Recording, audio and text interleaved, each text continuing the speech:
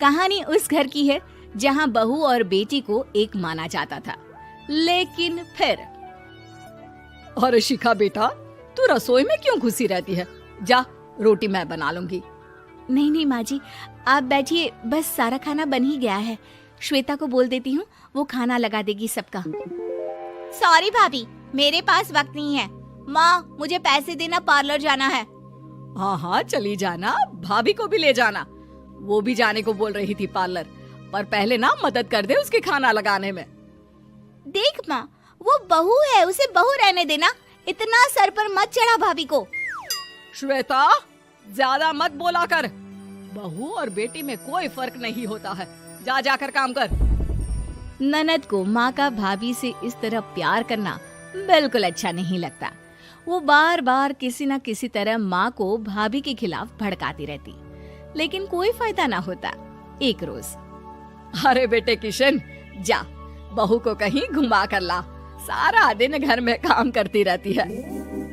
हाँ हाँ माँ, हम लोग जा रहे हैं ना गोवा। अच्छा जी, भाभी ने तो हमें बताया भी नहीं। वैसे तो सारी पंचायत करती है, ये गोवा वाली बात क्यों छुपा गई हमसे? अरे क्योंकि उसे खुद नहीं पता था बहन। मुझे टिकट सस्ती मिल रही थी तो मैंने बुक कर दिया। हाँ शिखा, पैकिंग कर ले, संडे हम जा रहे हैं गोवा। दोपहर में शिखा पैकिंग कर रही थी कि सास आ जाती है। ये क्या बहू, साड़ियाँ? अरे गोवा जा रही है घूमने या फिर शादी में मायके हैं? माँ जी, ऐसा कुछ है ही नहीं, समझ में नहीं आ रहा क्या रखूं कपड़े में। अरे तेरी और श्वेता की साइज तो एक ही है, उसके कुछ मॉडर्न कपड़े ले ले, आकर लौटा देना। हाँ माँ जी, ये ठीक रहेगा। शिखा श्वेता के पास जाती है और उससे कपड़े मांगती है। ना जी ना, मैं अपने कपड़े ना दूं, वैसे भी फैल जाएंगे मेरे कपड़े, बहुत महंगे वाले हैं। शिखा मुंह लटकाकर कमरे में आ जाती है तो सास कहती है, चल तैयार हो जा, तुझे मैं शॉपिंग करा कर लाती हूँ गोवा की। बस फिर क्या था, सास बहू निकल जाते हैं मार्केट और एक से बढ़कर एक ड्रेस खरीद कर घर आते हैं। पहले बता देती कि नए कपड़े दिलाने वाली है भाभी को, तो मैं अपने ही दे देती ना भाभी को, मुझे दिला देती नए कपड़े। देख श्वेता, परिवार का मतलब सबके साथ रहना होता है, ना कि सिर्फ अपना सोचना। वैसे भी तुझे अच्छे संस्कार सीखने चाहिए। और रही बात कपड़ों की, तो शिखा, आज से घर पर भी तू मॉडर्न कपड़े ही पहनेगी। कोई जरूरत नहीं है ये साड़ी वाड़ी लपेटने की। अब क्या था, घर पर श्वेता और शिखा एक जैसे रहते। एक बार पड़ोसन आती है। अरे बेटा, अपनी माँ को तो बुलाना, जरा बात करनी है। शिखा सास को बताती है और रसोई में चली जाती है। ये आपकी बेटी बहुत बड़ी हो गई है, इसके लिए एक रिश्ता है, कहो तो बता दूं। ये बेटी नहीं बहू है, घर में सब एक जैसा ही रहता है। वैसे मेरी बेटी भी बड़ी हो गई है, कोई रिश्ता हो तो जरूर बताना। पड़ोसन रिश्ता लेकर उन लोगों के घर आती है। तब श्वेता की होने वाली सास कहती है, तो ये घर है, कितने मंजिल का है? और ये बहू ने आपकी क्या पहन रखा है, जीन्स टॉप? अरे भाई, साड़ी वाड़ी नहीं है क्या इसके पास? देखिए, सर्दी है तो साड़ी में बहू कैसे मैनेज करती, वैसे पहनती है साड़ी भी। देखिए, हम लोग ठहरे पैसे वाले लोग, कोई कमी नहीं है हम लोगों के पास पैसों की, बहुत पैसे हैं, जमीन, नौकर चाकर, कार, सब कुछ है, लेकिन घर में संस्कारी बहू चाहिए। समझ रही हैं ना आप? सास कुछ कहती कि श्वेता बोल पड़ती है, हाय रे, नौकर चाकर से लेकर जमीन, कार, पैसा, हाँ हाँ, मुझे रिश्ता मंजूर है, मंजूर है मुझे। अरे रुक जा श्वेता, मैं बात कर रही हूँ ना। देखिए, हम लोगों के घर इतनी आजादी नहीं मिलेगी। अरे हाँ कर देना माँ, हाँ कर दे जल्दी से। सास क्या करती, बेटी की शादी ऐसे घर में कर देती है जहाँ ना उनके विचार मिलते हैं और ना ही आचार। शादी के बाद एक रोज फोन पर, श्वेता बेटा, एक बार घर आ जा, बहुत दिल करता है तुझे देखने का। माँ, वो घर पर बहुत काम होता है, कैसे आऊँ? बड़ा घर है, लेकिन आने जाने वालों की लाइन ही लगी रहती है।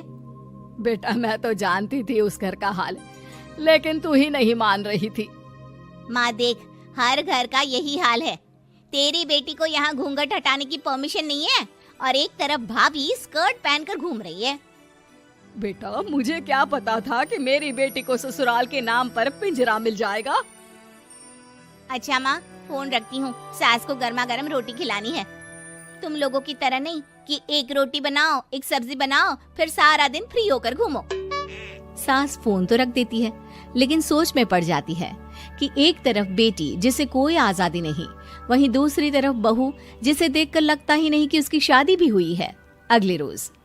शिखा, अरे ओ शिखा। हाँ माँ, क्या हुआ? कुछ चाहिए आपको? मैं जिम जा रही थी। जिम के कपड़ों में बहू को देखकर सास को घूंघट में अपनी बेटी का ख्याल आता है। देख बहू, घर में बहू की तरह रहा कर। इतने टाइट कपड़े पहनकर जिम जाना पसंद नहीं मुझे। जा जाकर रोटी बना। रोटी? माँ, अभी तो शाम की 6 बजे हैं, इस वक्त रोटी? अब क्या मेरे खाने पीने पर भी पहरा है? अरे जब मर्जी तब मैं अपने घर में खा भी नहीं सकती क्या? बहू को अजीब लगता है। वो समझ नहीं पाती कि जो सास कल तक इतनी सपोर्टिव थी, उन्हें अचानक से क्या हो गया। वो किचन में जाती है, गरम रोटी के साथ 2 तरह की सब्जी, रायता, सलाद सब लेकर सास के पास आती है। माँ जी, खाना। इतना सारा खाना? राक्षस समझा है क्या मुझे? रोटी मांगी थी मैंने गर्मा गर्म बस। पर माँ जी, रोटी खाती किससे आप? सब्जी तो बनानी थी ना। अरे भूख मर गई मेरी तेरी बहस से। जा जाकर काम कर, अंदर पूरी रसोई साफ कर। बहू अंदर चली जाती है। थोड़ी देर में श्वेता घर आती है। अरे शिखा, जल्दी से चाय ला, पकवान बना, मेरी बेटी आई है।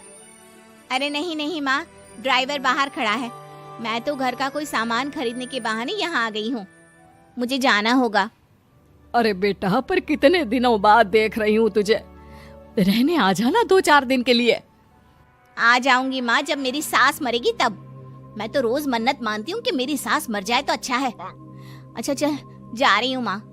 हे भगवान, कैसे कैसे दिन देखने पड़ रहे हैं मेरी बेटी को। सास अंदर जाती है, जहाँ श्वेता की जिम वाली सहेली का फोन आया होता है। क्या बात है, आज जिम नहीं आई? अरे पता नहीं यार, आज माँ को क्या हो गया अचानक। पर खैर कोई नहीं, लगता नहीं कि मैं अब जिम आ पाऊंगी। शिखा स्पीकर पर बात कर रही थी, जिसे सास सुन रही थी। यार, ये सास ना होती ही ऐसी है। मैं तो कहती हूँ बुढ़िया जल्दी मरे और तू आराम से जिए। शिखा को सहेली की बात पर गुस्सा आ जाता है। माँ के मरने की कौन सा बच्चा दुआ मांगता है मोहिनी? आगे से ऐसी बात मेरे सामने मत करना। हमारे घर की शोभा ही माँ है। क्या हुआ जो थोड़ी शक्ति दिखा रही है? उसमें भी कोई ना कोई उनकी भलाई ही होगी। मैं तो कहती हूँ भगवान मेरे जैसी सास सबको दे, जो सिर्फ माँ की तरह है। सास वाली तो कोई बात ही नहीं है उनमें। सास ये बात सुन रही थी। उनकी आंख में आंसू आ जाते हैं कि क्यों वो बेटे की किस्मत में बहू को भी भागीदार बना रही थी। शिखा, अरे ओ शिखा, क्या हो गया? जिम नहीं जाना क्या?